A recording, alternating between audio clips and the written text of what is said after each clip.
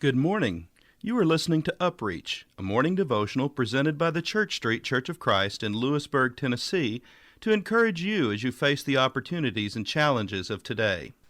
Now when Jesus had entered Capernaum, a centurion came to him, pleading with him, saying, "Lord, my servant is lying at home paralyzed, dreadfully tormented." And Jesus said to him, "I will come and heal him." The centurion answered and said, "Lord, I am not worthy that you should come under my roof, but only speak a word, and my servant will be healed. For I also am a man under authority, having soldiers under me, and I say to this one, 'Go,' and he goes, and to another, 'Come,' and he comes, and to my servant, 'Do this,' and he does it." When Jesus heard it, he marveled, and said to those who followed, "Assuredly I say to you, I have not found such great faith, not even in Israel. And I say to you that many will come from east and west and sit down with Abraham, Isaac, and Jacob in the kingdom of heaven. But the sons of the kingdom will be cast out into outer darkness. There will be weeping and gnashing of teeth." Then Jesus said to the centurion, "Go your way, and as you have believed, so let it be done for you."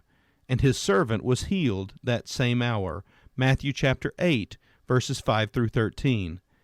In this account from Scripture, a centurion comes to Jesus and tells him of his servant who is paralyzed and in terrible suffering. He comes to Jesus because he believes Jesus can heal his servant. He tells Jesus of the matter, and Jesus is willing to come with the centurion. But the centurion will not have it. He knows that Jesus, being under the authority of heaven itself, does not have to see the servant to help him. The centurion understands authority. He understands that he himself has certain rights, that his position grants him to have power over situations and people. He also is a man under authority. The centurion understands Jesus' position and what power that position holds in heaven, the power to heal his servant if he chooses to exercise that authority. When Jesus sees that the centurion understands the principle of authority and that he does not have to visit the servant to heal him, he acknowledges the centurion's faith. Jesus knows it takes great faith to understand authority and whether or not he has the authority to do what is being asked. God places a system of authority in our world that requires faith to operate within its boundaries. Fathers over sons and daughters, employers over employees, government leaders over the people, church leaders over church members. These are authority structures God places in our lives to protect us and guide us to His will. Some confuse position with worthiness or qualifications of that position. It is the position through which God works. The fact that an authority may not be a Christian may have no bearing on whether God can work through him as your authority. It is only when that authority counsels against a biblical mandate that we are not to follow that person's guidance. The hand of the king is in the hand of God. Today we find few who understand this system of authority God ordains. It requires great faith to operate in this realm. Yet Jesus says that when we understand this, we demonstrate the kind of faith that He rarely sees. So what about you today? Are you prepared to be a person of rare faith?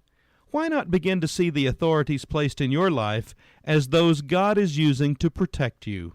This has been UpReach, a presentation of the Church Street Church of Christ in Lewisburg, Tennessee. I am Kyle Bolton, the pulpit minister at Church Street, and I would like to personally invite you to come and share times of Bible study and worship with us each week.